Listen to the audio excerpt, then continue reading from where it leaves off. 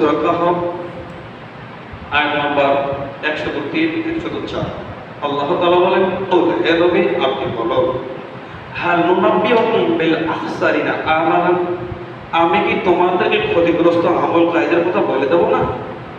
আল্লাযিনা জালাসা ইয়াহুম feel হায়াতিদ দুনিয়া ওয়া হুম ইয়াহসাবুনা আন্নাহুম ইহসিনুনা সুনআ, যাদের আমল দুনিয়াতে বরবাদ হয়ে যাচ্ছে অথচ তারা ভাবে যে তারা সুন্দর আমল করে যাচ্ছে। বলে নাউযুবিল্লাহ।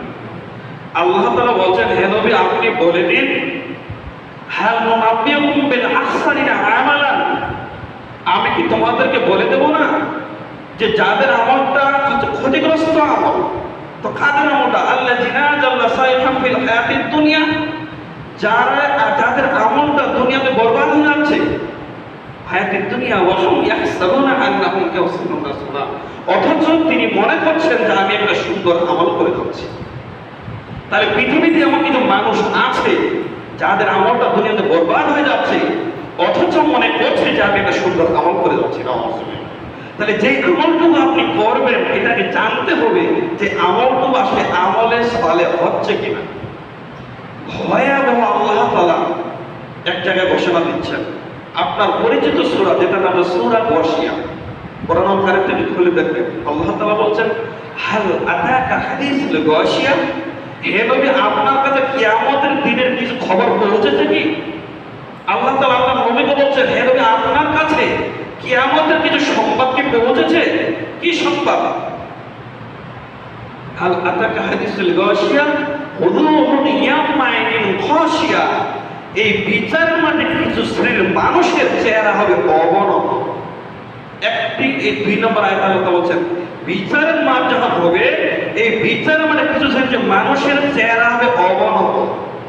এখানে আমার চেয়ে অনেক বয়োজ্যেষ্ঠ মানুষ রয়েছেন, তারা মেম্বার চেয়ারম্যানের অনেক গ্রামে মহল্লা বিভিন্ন বিচার সালিশ দেখেছেন। কি দেখেন নাই? কি দেখেন নাই আজি সাহেব? যখন চেয়ারম্যান সাহেব কারো বিচার করা হয় যে অপরাধী, তার মাথাটা কি নিচু করা থাকে না উঁচু করা থাকে? আপনারা বলেন। ওই পথে আল্লাহ তাআলা বলেন বিচার মানে কিছু শ্রেণীর মানুষের চেহারা থাকবে অবনত, তারা কখনো মাথা উঁচু করে দাঁড়ানোর সাহস পাবে না। বলুন নাউযুবিল্লাহ। তো কাদের চেহারা থাকবে অবনত, কাদের মাথাটা নিচু হয়ে থাকবে?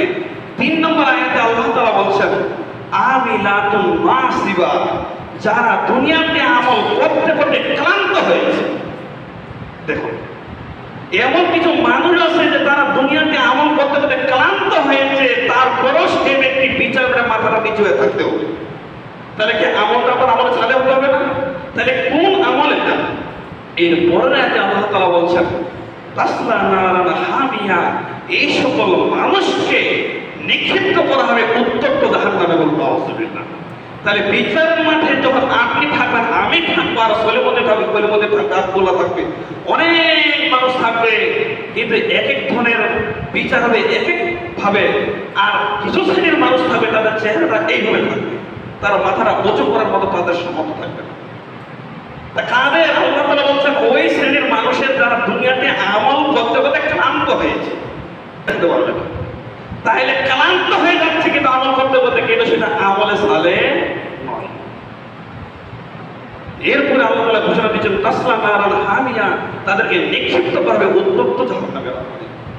তাহলে এমন কিছু আমল করতে হবে যে আমলটুকু যে আমলে সালেহ, যে আমলটুকু বলে আপনার মাথা নিচু থাকবে না, বরং আপনি আপনার মাথা উঁচু করে আপনার প্রতিপালককে বলতে পারবেন যে আমি আপনাকে সন্তুষ্ট অর্জন করার জন্য যে আমলটুকু করেছি এটা দলিল সহ করেছি, যেটা রাসূল সাল্লাল্লাহু আলাইহি ওয়াসাল্লাম পদ্ধতি অনুযায়ী করেছি, তাই হে আমার প্রতিপালক তুমি আমাকে ক্ষমা করো। সুবহানাল্লাহ। এইরকম হিম্মত যেন থাকতে পারে, তাই আমলটুকু করতে গেলে আপনাকে আমলে সালেহ করতে হবে। এই কথাই সত্য। আমলে সালেহ ব্যতীত মানুষ সেদিন বিচারের মানে কোনো রেহাই পাবে না। অনেক লম্বা হাদিস রয়েছে। রাসূল সাল্লাল্লাহু আলাইহি ওয়াসাল্লাম বলছেন, আমি হাউজে কাউসার নিয়ে এখানে থাকবো, এখানকার যে পাত্র রয়েছে পানি পান করার জন্য, আকাশে যে নক্ষত্র রয়েছে তারপর রয়েছে তার চেয়েও অনেক বেশি। বলবে সুবহানাল্লাহ। আমার উম্মত আসবে, আমি তাদেরকে পানি পান করাবো, একবার তাকে পানি পান করাবো, সে আর বিকশিত হবেই না। বলবে সুবহানাল্লাহ। তো রাসূল সাল্লাল্লাহু আলাইহি ওয়াসাল্লাম বলছেন, যখন আমার উম্মতগুলো আসতেছে পানি পান করার জন্য, হঠাৎ করে একটা দলকে তাদেরকে তাড়িয়ে দেওয়া হবে। তখন আমি বলবো, হে আমার প্রতিপালক, ওরা তো আমার উম্মত, আসুন আমি পানি পান করাবো। তখন আল্লাহ তাআলা আল্লাহর নবীকে বলবেন, যে তুমি চলে আসার পরে তোমার উম্মত এই জমিনে তারা দিনের মধ্যে নতুন নতুন সৃষ্টি করেছে বলুন নাউজুবিল্লাহ। তখন রাসূল সাল্লাল্লাহু আলাইহি ওয়াসাল্লাম বললেন, সোহকান সোহকান, তোমরা দূর হয়ে যাও, তোমরা দূর হয়ে যাও, তোমাকে আমি পানি পান করাবো। তাহলে আপনি যদি দিনের মধ্যে নতুন কোনো সৃষ্টি না করে থাকেন, তাহলে আল্লাহর নবী আপনাকে পানি পান করাবে। আর যদি আপনি দিনের মধ্যে নতুন কোনো সৃষ্টি করে থাকেন, তাহলে আপনার শরীরে হাউজে কাউসারের পানি পান করার কোনো অনুমতি থাকবে না। আপনারা কি রাজি আছেন এই পানি পান করার জন্য? কি রাজি আছেন আপনারা?